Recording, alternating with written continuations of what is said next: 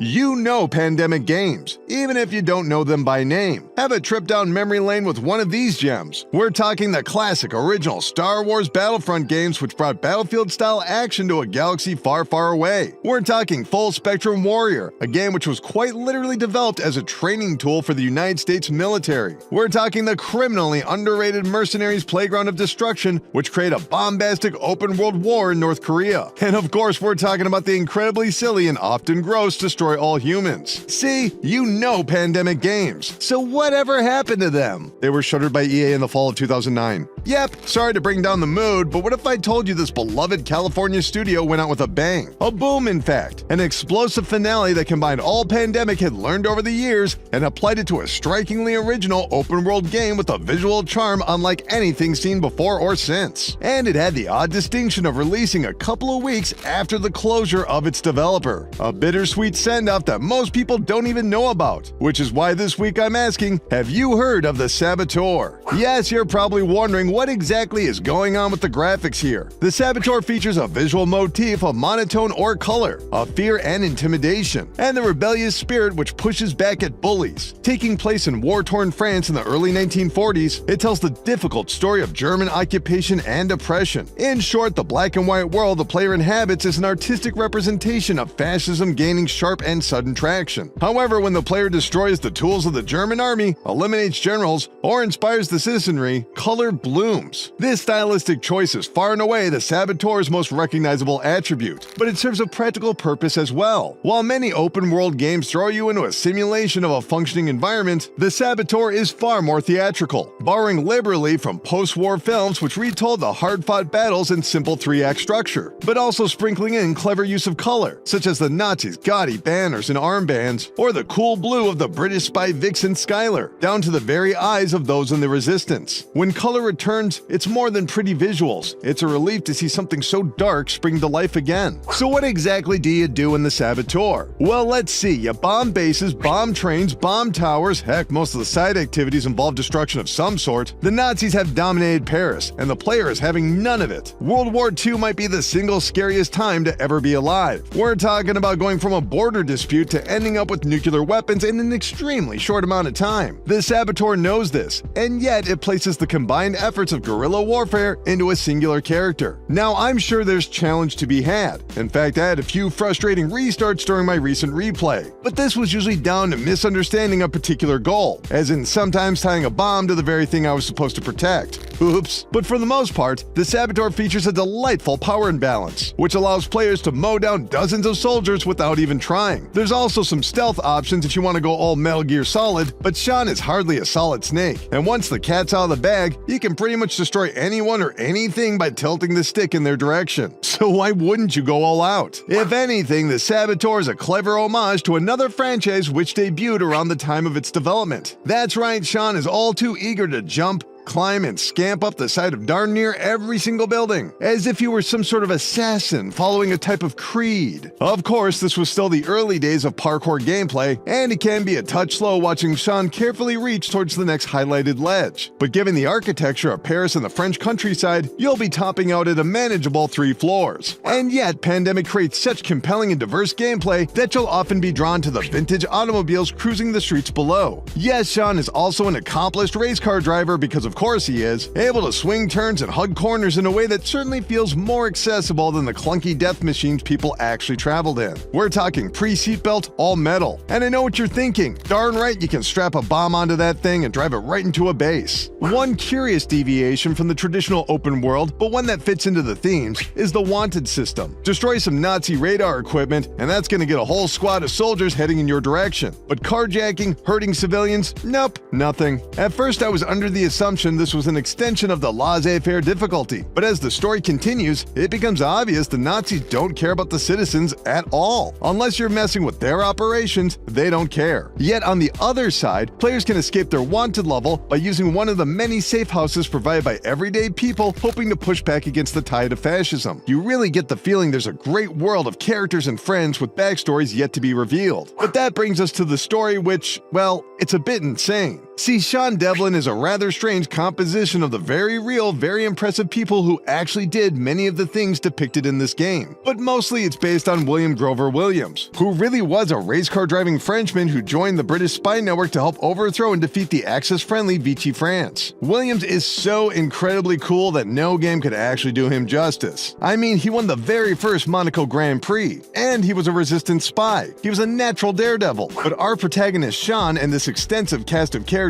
is most certainly not William Grover's Williams. First of all, he appears to be at least a decade younger, and Sean is a pure Irishman. And this prolonged tale of revenge has absolutely nothing to do with the real events that took place. At first, I had assumed this was all part of the adaptation process, to make the game more commercial. But the more you examine the actual history, the more you see Pandemic make stark differences to simplify the narrative, yet embolden the core themes. So why Irish over a Frenchman who often spent time in the UK? Because the real story simply takes too long to explain. And that story is of a man who did not need to do so much, but did so willingly. By centering the story on an Irish citizen, a neutral nation, the narrative focuses on an outsider who has no vested interest in the campaign, but morally cannot allow the chaos to continue. Had the Saboteur starred a Frenchman, the point of the story may have been lost to perceived nationalism. You know, revenge for a lost home. Instead, we watch Sean go from the hooligan highs of racing cars and throwing fists at a pub to witnessing the literal color of the world drain following the cruel execution of his best friend Jules. What's worse, it's all Sean's fault for causing a dust-up with fellow Grand Prix competitor Kurt Dierker, the main antagonist of the game. Dierker doesn't get much characterization beyond gritted teeth, but when he does talk to Sean, it's borderline comedic. Pandemic rightfully paint Dierker as a paranoid, power-hungry weirdo who assassinates an innocent man because of his own spy delusions, ironically creating an apolitical enemy who takes a one-man war against a political movement. It would be easy to give Sean a radical epiphany, but he's just not that well read. In fact, it's not until the very end that he finally commits himself to the cause. Time and time again, he encounters strangers making audacious requests, such as a priest feeling betrayed by the church, requesting an assassination during a prayer ceremony, artists and writers who have put aside their symbolic gestures for life and death stakes, and who frequently chastise Sean for not getting the bigger picture. But as he loses more friends along the way, he sees Dierker no longer as the goal, but as part of an end of Vichy France, which never comes. Yes, the Saboteur is a game that very much ends on a cliffhanger. The status has completely changed, the resistance has become more public, and its actions are in preparation for an eventual Allied ground support. But we roll to credits. And more painful, this is clearly the template that was popular at publisher Electronic Arts during the late 2000s, producing a snug but complete experience, planting the seeds for sequels, and following through in some sort of trilogy. Now, to be clear, this has never been confirmed. Complete hearsay by your humble narrator. But this is at the exact same time as the Mass Effect trilogy and the Dead Space trilogy, and that makes it all the more painful, because as we saw with those trilogies, usually the second game was the best in the series, with a higher budget, refined gameplay, and better graphics. Because as much praise as I'm heaping on this game, it's not without its problems. The general shooting feels right out of Battlefront, which is to say it's there, but it doesn't feel great. More flash than fun, and it gets the job done. But there's a much better game in this premise that we were denied. As for today, the Saboteur is surprisingly available. While still locked to the Xbox 360 and PlayStation 3 for consoles, EA gave a surprise re-release to the Saboteur on Steam, and it's not great. Look, I was pulling out tips I usually try on Abandonware, not a game sold by Valve. Killing VSync, killing G-Sync, reducing cores, emulating Windows 8, personalized NVIDIA options. Look, it's not optimized.